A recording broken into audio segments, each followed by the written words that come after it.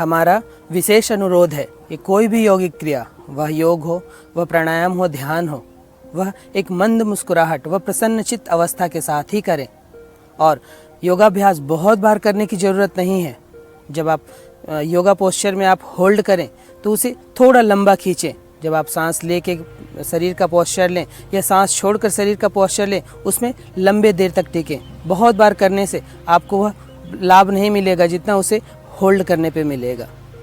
और हाँ, सभी योगा अभ्यास किसी योग गुरु के सानिध्य में ही करें।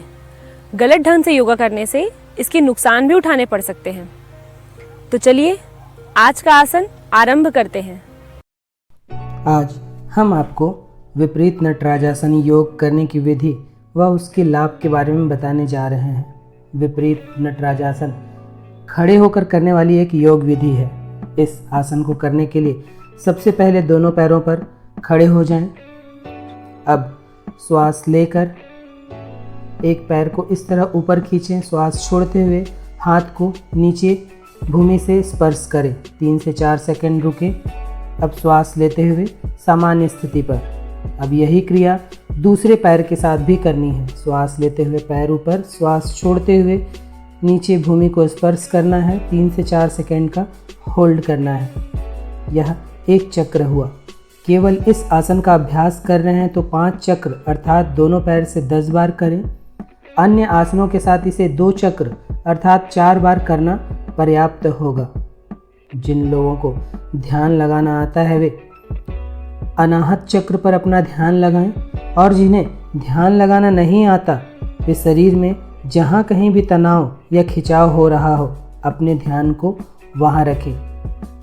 विपरीत नटराजन के अभ्यास से किडनी अर्थात वृक्क स्वस्थ होते हैं तथा इसकी कार्य प्रणाली सुधरती है। प्रजनन क्षमता में बढ़ोतरी होती है तथा ये अंग स्वस्थ होते हैं। टखने, पैर, घुटने, जांघ, कमर, पेट, नितंब, छाती, हाथ, कंधों की मांसपेशियां मजबूत होती हैं। हृदय, फेफड़े, लीवर, पैंक्रियास, प्लीहा, अमाशय, आंत आदि अंग स्वस्थ व उनकी कार्य प्रणाली सुधरती है। मलाशय, गर्भाशय, जनन अंग व मूत्र संस्थान से संबंधित रोग में लाभ मिलता है। शरीर की रोग प्रतिरोधक क्षमता में वृद्धि होती है। रक्तचाप संतुलित होता है और रक्त परिसंचरण पूरे शरीर में अच्छे से प्रवाहमान होता है। इस आसन के अभ्यास से चेहरे की चमक में वृद्धि होती है। नेत्र, नासिका व कर्ण रोग में भी लाभ मिलता है। इस आसन के अभ्यास से मेरुदंड अत्यंत लचीला बनता है और बुढ़ापा दूर करने वाला यह आसन है। पूरे शरीर में प्राण ऊर्जा का संचार उत्तम होता है। पेट, कमर, जांघ की चर्बी कम होती है।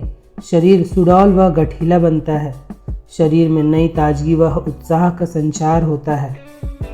मस्तिष्क प्रखर व याददाश्त तेज होती है। पीठ की जकड़न दूर होती है तथा पैरों के दर्द में भी राहत मिलती है। इस आसन के अभ्यास से बवासीर, फीसर आदि रोग में भी लाभ मिलता है। अमाशय में उपस्थित जठर रस का स्राव अच्छा होता है। इस आसन के अभ्यास से मानसिक स्थिरता प्राप्त होती है। चूंकि इस आसन में हाथ को विपरीत दिशा में ले जाकर नटराजासन लगाया जाता है, इसलिए इसे विपरीत नटराजासन कहते हैं। विपरीत नटराजासन के अभ्यास से अनाहत, मूलाधार, मणिपुर, आज्ञा चक्र स्वस्थ, संतुलित व सक्रिय होते हैं।